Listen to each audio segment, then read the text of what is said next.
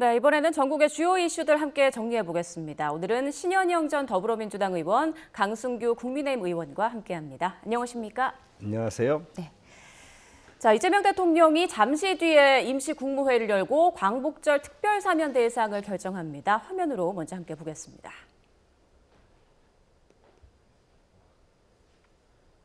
네, 휴가 뒤 업무에 복귀한 이 대통령, 잠시 뒤 오후 2시 반 임시 국무회의를 여는데요. 안건은 단 한 개, 광복절 특별사면입니다. 비공개로 진행한다는 발표에 국민의힘에선 당당하다면 오늘 국무회의도 생중계하라고 촉구했는데요. 들어보시죠. 칼자루는 이제 이 대통령 손에 온전히 쥐어졌습니다. 이 대통령은 본인의 결정에 떳떳하다면 또 역사에 죄를 짓지 않겠다면 국무회의를 생중계하도록 지시하십시오. 그러니까 지난달 29일 열린 국무회의도 생중계했으니 이번 회의도 공개 못할 이유가 없다는 주장인데요. 무엇보다 관심은 조국 전 대표와 윤미향 전 의원 사면이 확정될 것인가 하는 거죠. 이런 가운데 어제 조국 전 대표 SNS에는 문재인 전 대통령의 영상이 올라왔습니다. 조국 대표가 독거방에 갇혀 있는 그 이제 어려운 상황 속에서 나온 하나의 이제 책이기 때문에 정말 아주 소중한 그런 노력의 결과라는 말씀을 드리고, 처해 있는 상황은 너무 안타깝지만 조국 대표가 그렇게 그 시간을 활용하고 있다는 게 참 고맙게 생각이 됩니다. 조국 전 대표가 옥중에서 쓴 책을 권유하는 내용인데 앞서 문 전 대통령이 조 전 대표의 사면을 건의했던 만큼 여러 정치적 해석이 나오고 있습니다. 그런가 하면 윤미향 전 의원은 사면 발표를 앞두고 적극적인 행보를 이어가고 있는데요. 그제는 세계 일본군 위안부 기리밀 행사를 앞두고 광화문에 앉아 있겠다, 이따가 만나자라는 글을 올렸고요. 또 지난 8일엔 대법원의 유죄 판결에 대한 억울함을 호소하며 저를 욕하는 것들이 참 불쌍하다. 앞으로도 제가 걸어가야 할 길에서 한치도 흔들리지 않을 것이라고 말했습니다. 윤미향 전 의원 사면과 관련해서도 정치권 공방이 뜨거운데요. 홍준표 전 대구시장은 아무리 사면이 대통령 전권이라고 하지만 8.15 특사에 위안부 공금 횡령한 자를 사면한다는 건 상식 밖의 처사다. 동작동의 선열이 벌떡 일어날 일이라고 날을 세웠습니다. 그런가 하면 더불어민주당 김상욱 의원은 실체적 진실은 알려진 것과 다른 부분이 있다고 말을 했는데요. 들어보시죠. 사실 저는 그 윤미향 전 의원에 대해서 어떻게 위안부 할머니들한테 가는 그런 거를 횡령을 하고 되게 나쁜 사람이다라고 막연하게 생각을 가지고 있었는데 깜짝 놀랐어요. 제가 알고 있던 거랑 실제적 팩트가 다른 거예요. 검찰에서 8가지 혐의로 기소를 했는데 7가지가 다 무죄가 나버려요.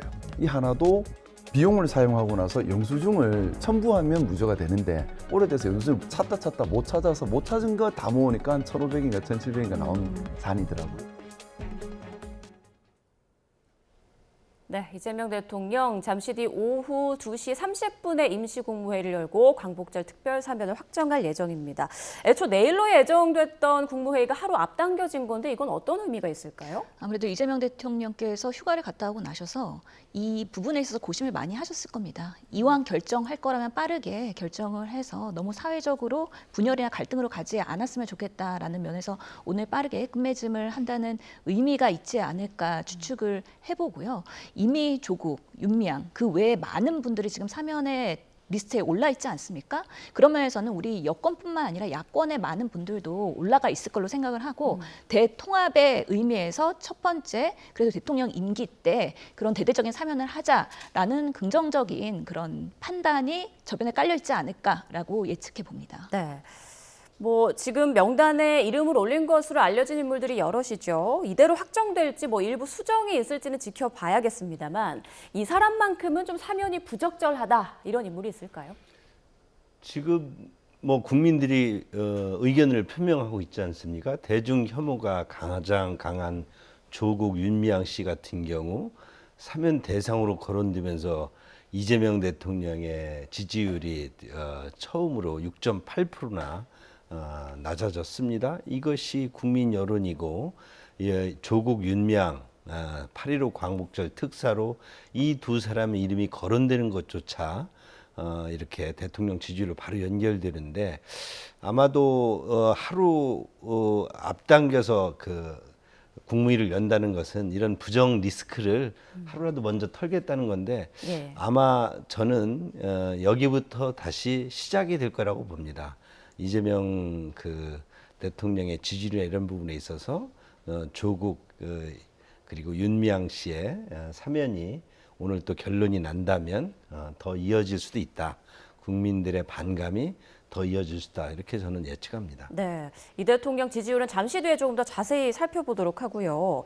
나름 그 민주당의 우군이라고 볼 수 있는 정의당도 조국 전 대표의 사면에 대해서는 부정적인 입장을 밝혔더라고요. 사실 민주당 내에서도 의견이 분분합니다. 예. 왜 지금 해야 되느냐. 크리스마스가 적당하지 않느냐. 왜냐하면 형의 반 이상을 아직 채우지 못한 상황에서 조국 대표에게도 좋지는 않다라는 의견들도 있습니다. 네. 그럼에도 불구하고 여러 가지 고민을 하셨을 것 같은데요. 사실은 이재명 대통령 당사자가 여러 가지 그런 정치가 사법화되면서 재판으로 연결되는 사법 그런 고행을 많이 당하시지 않았습니까?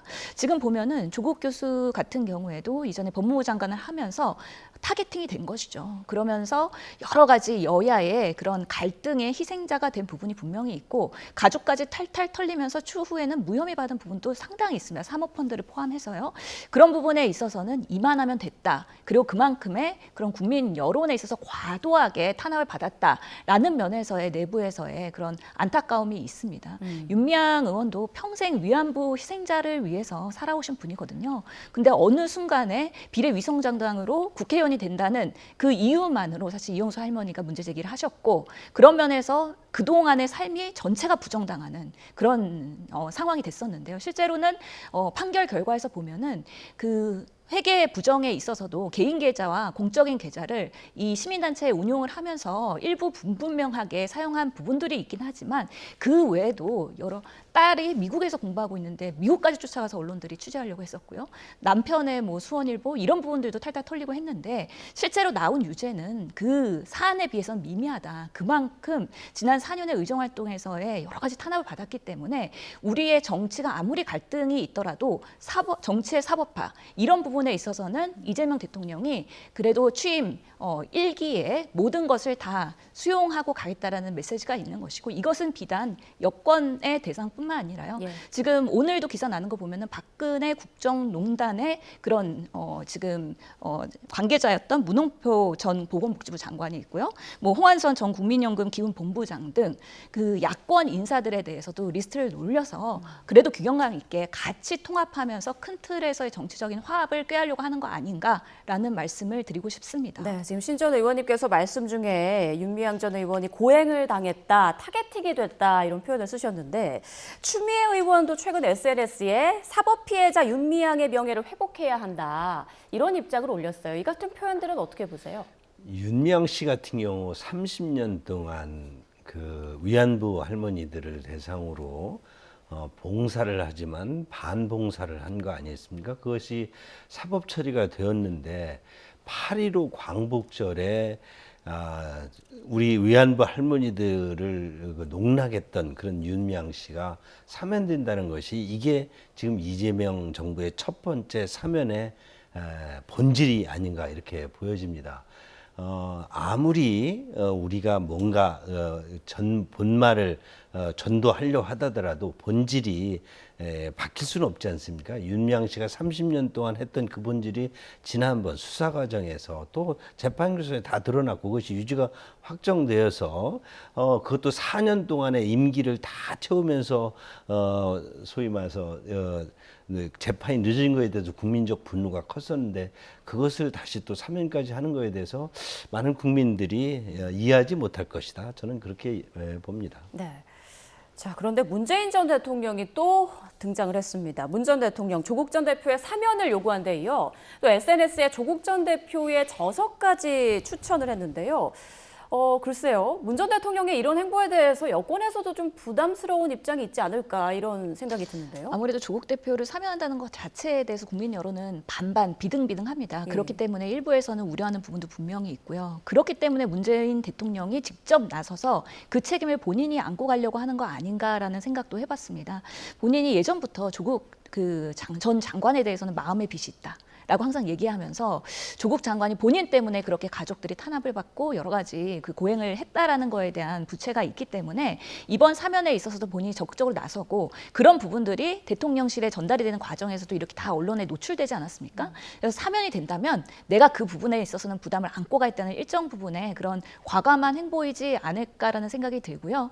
지금 보면 사면심사위원회에서 오늘 결론만 남기고 있는 상황인데 그동안의 여러 리스트들이 하나씩 이렇게 많은 사람들한테 알려진다는 것은 이미 사면의 가능성이 점점 높아지고 있고 어느 정도의 대통령실과의 그런 컨센서스가 마련되었다라는 부분에 있어서 저는 이번에 사면의 정당성을 벗어나서 오늘 사면될 가능성은 상당히 높다라고 판단은 되는 바입니다. 네, 그 명단에 오른 인물들이 그대로 사면 확정될 가능성이 높다 이렇게 좀 전망을 해주셨어요. 자, 이렇게 이재명 대통령의 결단만 남았다라는 관측이 나오는 가운데 기존 명단이 그대로 확정될지 아니면 일부 수정이 좀 있을지 관심이 쏠리고 있습니다. 준비한 녹취 들어보시죠. 국무회의에서 그 뭐 심의 그냥 형식적 심의를 하는 거고요. 네네. 그리고 저 법무부 사면심사위에 테이블 위에 올라갔다는 거는 네. 그거는 이미 그 법무부 검찰국과 민정수석실 사이에 수없는 그 교관과 힘겨루기를 한 끝에 네. 그렇게 결정이 픽스가 됐다는 얘기거든요. 대통령께 보고 다 되고 다 돼요.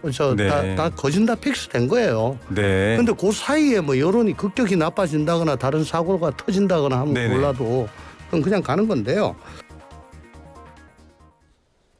네, 과거 수년간 사면 업무를 했다는 조응천 의원이 뭐 사실상 확정된 거다 이렇게 말을 했는데 앞서 얘기도 나왔지만 비판 여론도 이제 적지 않게 나오는 만큼 일부 수정이 좀 있을 수도 있다 이런 관측도 있더라고요. 국무위가 최종 심의 의결권을 가지고 있으니까 당연히 법적으로는 수정할 수가 있습니다. 그러나 지금 조응천 전 의원이 지적한 것처럼 그동안 그 민정수석실과 법무부가 조율을 해서 사면심사위를 통과한 것이기 때문에 그대로 통과될 가능성이 높다고 보고요. 이런 부분 등은 이제 그동안 뭐 친문 진영이나 또는 이재명 대통령 측에서 이런 분의 조율을 한 것이라고 보여져서 저는 수정 가능성보다는 그대로 통과될 가능성이 높다 이렇게 봅니다. 예. 자, 앞서 이제 신전 의원님께서 여권 내에서도 조국 전 대표 사면에 대한 의견이 뭐 반반이다, 비등비등하다 이런 말씀을 주셨는데 앞으로 정치적 행보를 두고도 그런 좀 이제 관측이 나오지 않습니까? 민주당과의 뭐 통합 가능성까지 나오고 있는 그런 상황인데 내부 여론이 어떻습니까?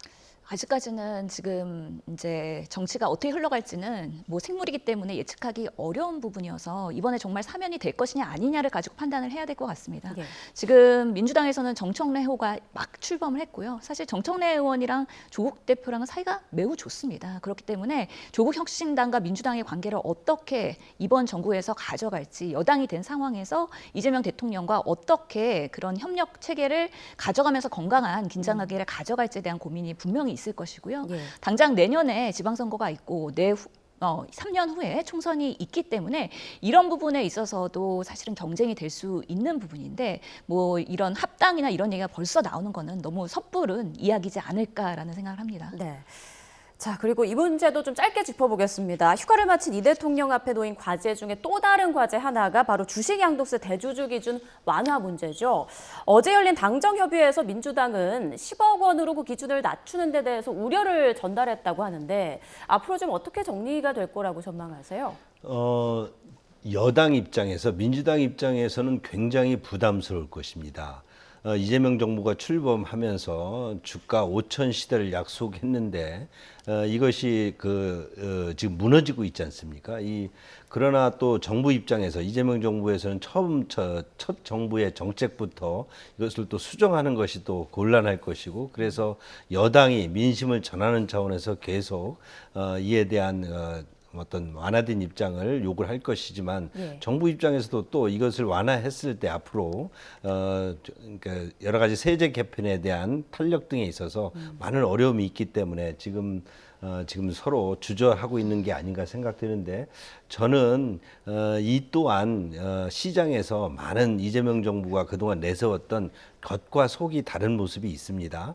친시장, 친기업적인 정책이 실제 내용에 있어서는 반기업, 반시장 정책이 많이 있기 때문에 이런 디테일에서 여러 가지 시장의 반응이 나올 것이고 이번에 주식 양도세 이 문제 가지고는 아주 첫 번째 시험대다. 그래서 여당과 정부가 지금 고민이 깊어지는 형국이 아닌가 이렇게 저는 느끼고 있습니다. 네, 신 의원님께서는 어떻게 전망하십니까? 아무래도 실용주의를 표방한 이재명 정부이기 때문에 여론과 시장 그 논리에 대해서 무시하고 갈 수는 없다. 예. 그렇기 때문에 소득이 있는 곳에 뭔가 세수를 더 확대해야 된다라는 부분에 있어서의 원칙론가 그리고 1,400만 개미 투자자들의 그런 기대감 이런 부분이 지금 충돌하고 있기 때문에 어제의 당정대가 아무래도 보류로 판단을 한 거 아니겠습니까?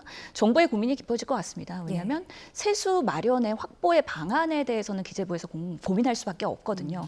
그것을 윤석열 정부에서 그러면은 정말 그 법인세 등 여러 가지 세수에 대한 완화를 해놓은 것을 어떻게 다시 원상 복귀할 것이냐에 대한 고민 플러스 그럼에도 불구하고 부동산이 아닌 주식으로 수익을 내고 부의 가치를 전환시키려는 이재명 정부의 고민이 있기 때문에 아마 오늘 그런 지지율에 대한 발표도 됐기 때문에 조금 더 스텝 바이 스텝으로 신중하게 갈 수밖에 없다. 그런 면에서 일정한 계속해서의 메시지 그리고 금융과 이런 주식에 있어서는 일관성 있는 정책이 매우 중요하지 않습니까? 그런 면에서 민주당에서의 그런 여러 가지 의견들을 정부에 전달했기 때문에 조금은 천천히 그런 세수 확대에 대한 추진 개혁을 하지 좀 않을까라는 미룰 수 예상도 있겠다 이런 말씀이시군요. 자, 그러면 오늘 공개된 여론조사 결과를 좀 보도록 하겠습니다. 이재명 대통령의 국정수행 지지도가요. 56.5%로 취임 후 최저치를 기록했습니다. 앞서 의원님께서 말씀하셨어요. 뭐 사면 등이 영향을 미치지 않았을까 이런 말씀도 해주셨는데 어떤 부분이 좀 크게 작용했다고 보세요? 지금 제가 처음에도 이재명 정부가 실용을 내세우고 친시장을 내세웠지만 실제 디테일에서는 많은 부분에 반시장 정책이 있었단 말이죠. 특히 이춘석 의원의 차명거래 같은 경우는 이게 주식시장을 주식 5천 시대를 만든다 하면서 여러 가지 주식시장에 대한 장애 요인들을 제거하고 있다고 했는데 실제 법사위원장, 민주당의 법사위원장이 차명 거래를 통해서 주식을 불법 거래를 하고 있었다. 그리고 그것이 또 이해충돌 우려까지 나오는 여러 가지 기획위원회에서 검토됐던 여러 가지 AI 관련 그 정보들이 주식 거래에 또 악용됐다. 이런 부분 등에 이게 민주당의 이게 본 모습이 아닌가 하는 부분에서 많은 지금 3030 주식거래 자들이 주식거래라든가 일반 국민들께서 분노를 한 것이죠. 지금 현재 이재명 정부의 지금 뭐 50%, 60%에 달한 지지율이라는 것이 국민들께서 헌인문 기관에 주신 어떤 지지였는데 실제 앞으로 정책 과정에서 이것이 그 친국민, 그러니까 국민의 정부라고 내세우고 나서 국민들을 위한 정책이 아닌 이재명 정부 또 아까 지금 이번 그 사면 복권에서도 보면은 다 기존의 문재인 대통령의 어떤 여러 가지 의혹에 또 여론의 혐오 대중의 혐오를 받던 인물들을 사면을 포함한다든가 이런 부분들이 과연 이재명 정부의 지지율을 계속 이어갈 것인가? 저는 이런 부분에서도 또 반 어떤 그런 국민 정서가 드러나기 시작했다 이렇게 이해를 합니다. 네, 아직 뭐 과반의 지지를 얻고 있습니다만 전주보다 6.8%포인트 꽤 크거든요. 뼈아픈 부분인데 어떻게 좀 분석하세요? 사실 이제 하락한 그 세부 내용을 분석해 보면은 대구 경북, 부울경 그리고 70세 이상에서 많이 하락을 했습니다. 원래는 보수 지지층이었던 많은 분들이 그래도 이재명 대통령이 취임 이후에 통합 행동을 하면서 한번 기대를 갖고 지켜보자라는 그런 분들이 이번에 지난 주에 1년의 사건을 보고서는 조금 이탈하지 않았나라고 분석이 되고요. 특히 오늘의 결과는 지난주에 월요일부터 금요일까지의 그런 여론조사입니다. 그러다 보니까 그 이춘석 의원의 이 논란은 사실은 앞으로 어떻게 경찰이 오늘 또 압수수색까지 의원회관을 했는데요. 대응을 하고 어디까지 이것을 제대로 수사해서 해결을 국민들이 그 의구심에 갖고 있는 것들을 해소할 수 있을 것이냐. 이런 부분에 있어서의 회복의 가능성은 충분히 있다. 그나마 빠르게 선제적으로 당과 대통령께서 대응하셔서 이 정도에서 선방했다라는 부분을 판단할 수 있고요. 주식 양도세에 대한 부분은 젊은 층들, 특히나 주식을 투자하고 이재명 정부에서 기대를 하고 있는 많은 분들에 대한 그런 실망감이 되지 않도록 하는 일관성 있는 그런 메시지들과 정책들이 필요할 것으로 보이고, 사면 논란은 오늘로써 이제 종부를 찍을 수 있도록 빠르게 네. 정리하는 게 필요하겠다라는 생각이 듭니다. 네, 사면 명단이 또 만약에 이제 확정이 되면 여론이 또 어떻게 움직일지도 하나의 관심사가 될 것 같습니다. 자, 이번에는 주제를 좀 바꿔보겠습니다. 김건희 여사 지난주 전직 영부인 최초로 특검에 공개 소환된 데 이어서 바로 내일 구속 전 피의자 신문이 또 진행될 예정인데 오전 10시 10분에 영장심사가 진행이 됩니다. 직접 출석할 것으로 알려졌어요. 또 이번에도 어떤 말을 할 것인가, 메시지를 낼 것인가 관심이 높은데 어떻게 예상하세요? 뭐 지난번과 같은 수준의 메시지가 나오지 않을까 이렇게 보여집니다. 예. 김건희 여사가 그동안 쭉 줄곧 일관된 입장을 보여왔기 때문에 이런 부분에 있어서 또 이번에도 똑같은 입장을 낼 것으로 보여지고요. 다만 그 김건희 여사에 대해서는 여러 가지 특검의 수사 등이 정치적으로 이렇게 악용되지 않나 이런 부분에 대해서 전직 대통령의 영부인을 이렇게 막 공개적으로 이렇게 두 번씩이나 막 압박하고 수사하고 하는 부분 등이 국민 눈에도 어떻게 비춰질지 한번 지켜봐야 될 것 같습니다. 예, 특검팀에서는 김 여사의 영장 심사를 앞두고 무려 800쪽 넘는 구속 의견서를 법원에 제출했다고 하는데 어떻습니까? 여권에서는 영장 발부 가능성 어느 정도로 지금 생각하고 있나요? 실제로 여야 보수 패널들은 대부분이 구속될 가능성 높다라고 더 높이 점치고 있더라고요. 대부분 80~90%의 가능성을 이야기를 하는 것으로 지금 알고 있습니다. 그런 면에서는 이미 첫 번째 그런 소환 조사에서 많은 것들이 도이치모터스부터 해서 이미 조사가 많이 되어 있는 상황에서 김건희 씨가 나와서 이제 혐의를 부인하는 걸 보면서 증거 인멸의 가능성 그리고 사안의 중대성 이런 부분에 있어서 구속의 가능성이 높아졌다는 걸 확인하는 그날이 되었다고 생각을 하고요. 네. 그런 면에서는 뭐 명태균 녹화가 이미 다 공개가 된 상황에서도 나는 그거 윤석열 대통령 시켜갖고 그냥 그렇게 한 거다. 김영선 공천 사건에 대해서도 얘기를 하고 그 목걸이에 대해서도 2010년에 내가 가품을 구매한 거라고 홍콩에서 얘기를 했는데 실제로는 2015년에 출시가 된 제품이기 때문에 모든 증언들이 사실을 부정하고 실제로 증거와는 맞지 않는 거짓 증언을 하고 있다는 게 그날 소환 조사에서 명확하게 밝혀진 상황이지 않습니까? 그러면서 구속해서 더 추가적인 조사가 필요하다. 왜냐하면 주변의 행정관 등 그 동안에 많은 사람들과 말맞추기와 증거인멸의 가능성이 앞으로 높아졌다는 것 때문에 구속의 가능성은 매우 높아졌다라고 생각을 하기 때문에 이런 부분에 있어서 김건희 씨도 모든 국민과 평등하게 법 앞에서는 빠져나가기 어려운 상황에 직면했다라고 생각을 합니다. 네, 신 의원님께서 뭐 정치권에서는 80~90% 발부될 거다라고 이제 얘기가 나온다라고 하셨지만 결과는 이르면 내일 밤 아니면 모레 새벽쯤이 돼야 알 수 있을 것 같습니다. 근데 만약 영장이 발부된다면 전직 대통령 부부가 함께 구속이 되는 이제 첫 사례가 되는 건데요. 이 상황을 지켜보는 국민의힘은 참 많이 씁쓸하지 않을까 싶습니다.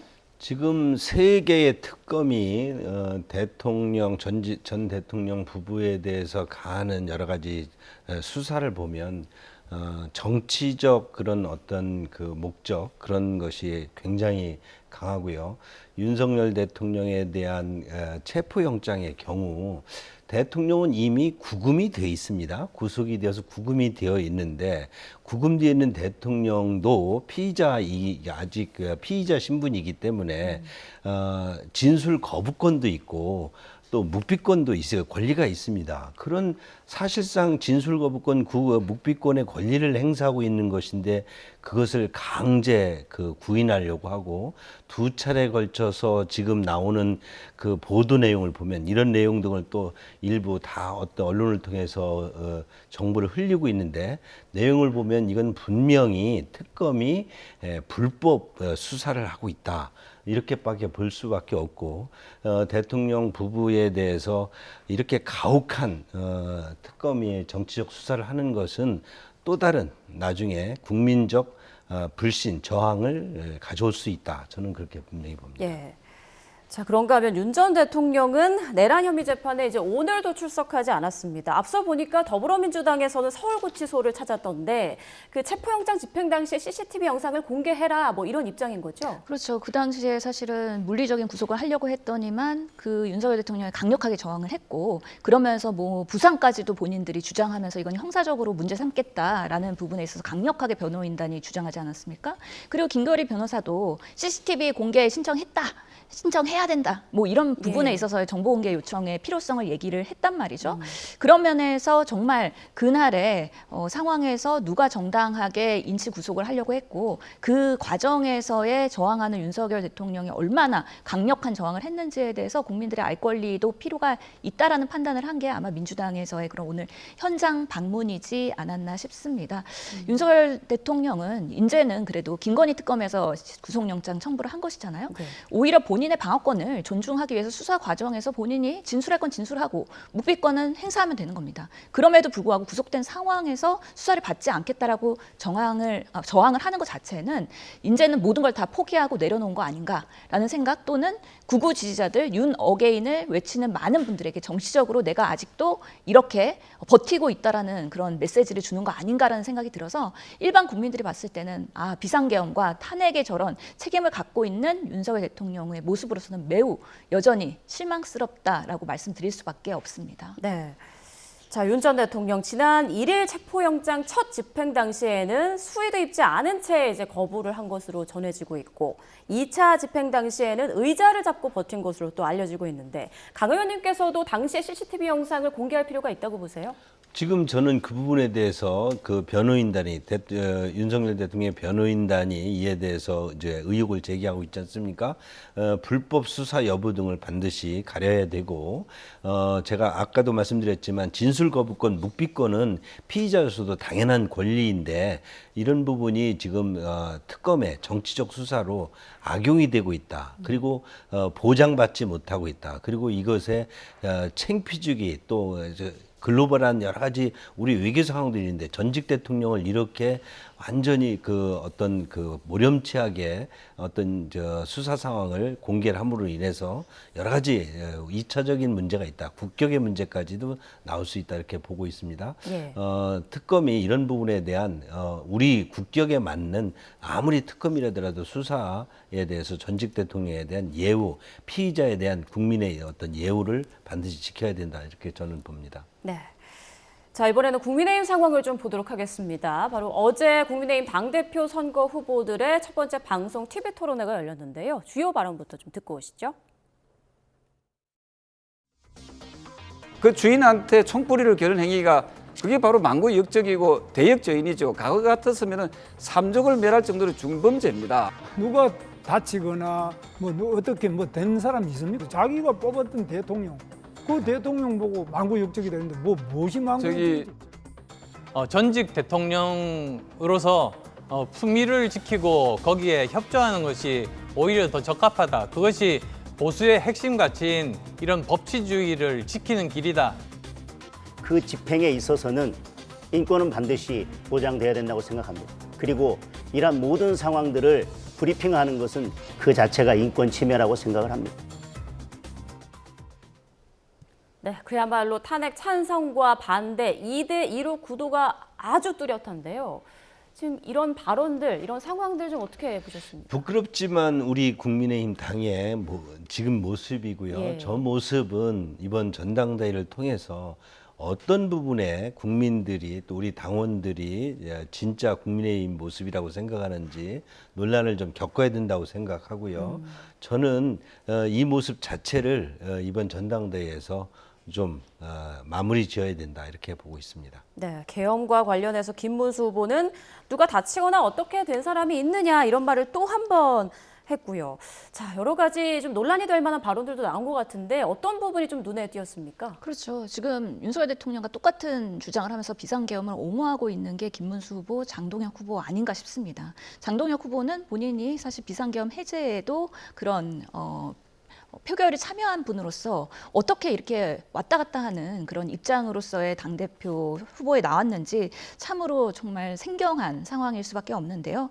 결국에는 지금 국민의힘의 전당대회 과정에서 보면 결국에 보이는 거는 전환길 강사밖에 없습니다. 그래서 찬탄 반탄이기도 하지만 친길 반길이기도 하고요. 어떻게 보면은 극우 세력이 국민의힘 내에서의 주류로 이번에 거듭나느냐 아니냐의 성과로 보일 수 있기 때문에 지금 후보의 2대2 이 과정에서요. 국민들이 궁금해하는 국민의힘의 앞으로의 비전과 쇄신 그리고 정책 경쟁, 야당으로서의 유능함 이런 것들이 전혀 보이고 있지 않는 부분이 결국에는 우리 정치사에서는 참으로 안타까운 부분이고요. 건강한 정치를 하려면 양 날개가 있어야 되는 것처럼 지금 국민의힘이 전당대회 이후에도 과연 그런 과정을 수습하고 회복할 수 있을까에 대해서는 매우 지금 안타깝고 어떻게 보면은 암흑의 그런 시기를 건너고 있는 거 아닌가 그런 면에서 조금 더 바람직한 목소리들이 강하게 나올 수 있는 지지자들이 지금은 다들 무기력하게 참여도 안 하고 투표도 안 하고 그럴 가능성이 있는데 그럴 때 조금 더 지금의 상황을 뭔가 전환할 수 있는 계기가 없다면 앞으로도 좀 우울한 그런 국민의힘의 모습을 계속 당분간은 보게 될 수밖에 없지 않나라는 생각을 합니다. 그대로 무너질 것인가 다시 회복할 것인가. 자, 지난 8일 대구에서 열린 국민의힘 당대표 후보 합동 연설회를 두고도 국민의힘 전당대회가 아니라 전환길 대회였다 이런 목소리가 나오고 있습니다. 화면으로 함께 보시죠. 빨간 넥타이를 메고 대구 경북 합동연설회 모습을 드러낸 전환길 씨, 목에는 프레스라고 적힌 비표를 걸고 있는데요. 전 씨는 이날 언론인 자격으로 참석을 했습니다.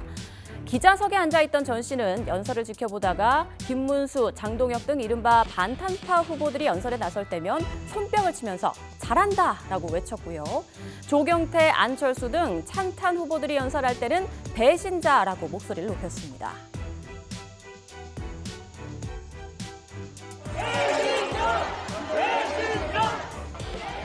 네, 당원들을 향해서도 배신자를 연호하도록 유도하는가 하면 한 손을 번쩍 치켜들며 관중을 선동하는 듯한 모습을 보이기도 했는데요. 당원들의 반응은 엇갈렸습니다. 일부는 전 씨에게 악수를 청하고 사진 촬영을 요구하며 팬심 가득한 모습을 보였고요. 또 다른 당원들은 무슨 자격으로 이 자리에 오느냐며 호통을 쳤습니다. 누가 왜 여기 와? 나 당원 된 지 20년 됐어. 한 달짜리가 여기 왜 와? 찬탄파 최고위원 후보로 연단에 올랐던 김근식 의원은 오늘 라디오에서 당시 상황을 설명했는데요. 들어보겠습니다.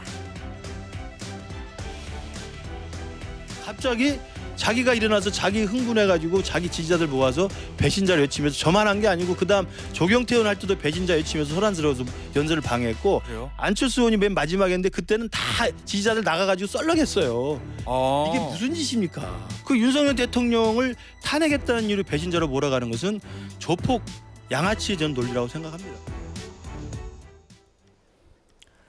네, 대선, 그러니까 당대표 후보 합동 토론회였는데 전환길 씨 얘기만 주로 거론되는 것 같거든요. 이 상황 그리고 전환길 씨 발언도 짚어주시죠. 전당대회라는 것은 다양한 의견이 표출될 수 있지 않겠습니까? 예. 전환길 씨의 저런 모습이 과한 모습은 뭐 분명합니다만 뭐 누구를 찬탄 반탄에 옹호하고 반대했다는 것으로 극우다라고 프레임을 거는 것은 적절치가 않고요. 또 지금 김근식 전 위원장처럼 그렇게 무슨 뭐 본인한테 배신자라고 했다고 그래서 무슨 아주 전환길 씨를 매도하는 것도 적절치는 않다고 생각합니다. 지금 우리 국민의힘 모습이 탄핵과 관련해서 찬성과 반대했던 모습이 이 전당대회 그대로 있고요. 이 전당대회를 그렇게 바라본데 이게 전환길 당대회도 아니고 전환길 씨도 저런 모습으로 지금 우리 의견을 표출하고 있는 거고요. 또 우리 당에 탄핵을 찬성했던 반대했던 사람들이 격하게 지금 서로 논쟁을 하고 있지 않습니까? 이것이 또 전당대회에 큰 이슈가 돼 있고요. 저는 이런 모습 지금 우리가 겪을 수밖에 없고요. 이것은 또 아주 생경한 모습도 아니다. 저는 그렇게 봅니다. 네, 회복을 위한 하나의 과정이다. 네, 그렇습니다. 당연히 치러야 될 과정입니다. 자, 그런데 국민의힘 윤리위에서 전환길 씨에 대한 징계 수위를 오는 14일에 내린다고 밝혔는데요. 그러니까 저런 모습에 대해서 또 이거 과하다는 모습 모습에 또 징계 요구가 들어왔으면 징계위원회에서 그에 대해서 어떤 그 조치를 또 취할 수 있다고 봅니다. 관련해서 그 국민의힘 의원들 모인 단체 대화방에서도 좀 얘기가 있었다고 하던데. 뭐 일부 있었는지 모르지만 저는 또 뭐 주목하지 않았습니다. 네. 이에 대해서 이런 상황들 보는 신전 의원님의 시각은 어떻습니까? 저희 민주당도 그렇고요. 아마 국민의힘 내부에서 부글부글 할 겁니다. 이거는 지도부의 리더십의 문제라고 보거든요. 실제로 전한길 씨 서울시당의 윤리위원회 회부한 지가 오래됐는데 그 이후에 후속 조치 안 하고 있다가 이렇게 전당대회에서 문제가 되니까 다시 윤리위로 중앙으로 회부되는 거 아니겠습니까? 진작에 했어야 됐다라는 부분이 있고요. 특히 이날 대우경북의 전당대회에서는 프레스, 전한길 뉴스의 자격으로 참여했잖아요. 그럼 언론인이라고 하면은 당원이면 됩니까? 어떻게 언론과 당원이 동시에 자격을 갖고서는 기사 쓰다가 또는 보도하다가 생중계하다가 또 배신자 외치고 지지세 외치고 이게 어떻게 두 가지가 동시에 전당대회에서 이루어질 수 있는지 이거는 운영의 묘에 있어서의 상당한 허점을 드러냈다는 것이고 앞으로는 이런 일을 재발 방지해야겠다라는 송은석 비상대책위원회 그런 위원장의 이야기도 있었지만 앞으로는 지양돼야 된다는 부분이 분명히 있습니다. 그런 부분에 있어서 저는 김근식 최고위원 후보가 참 잘 나왔다. 당선이 되든 안 되든 간에 전한길과 뭔가 맞상대하는 부분에 있어서 문제점을 정확하게 드러내는 후보로서의 그런 출마는 상당히 국민의힘 내부에서의 다른 의견도 있다는 것을 명확하게 보여줄 수 있는 나름의 긍정적인 사인이지 않을까라는 생각도 해봤습니다. 네, 이날 전 씨가 다른 언론사 비표를 메고 참석을 했다 이런 얘기도 있는 걸로 지금 전해지면서 좀 확인이 좀 필요할 것 같고요. 윤리위에서 나오는 14일 결정도 지켜봐야겠습니다. 지금까지 신현영 전 더불어민주당 의원, 강승규 국민의힘 의원과 함께했습니다. 고맙습니다. 감사합니다.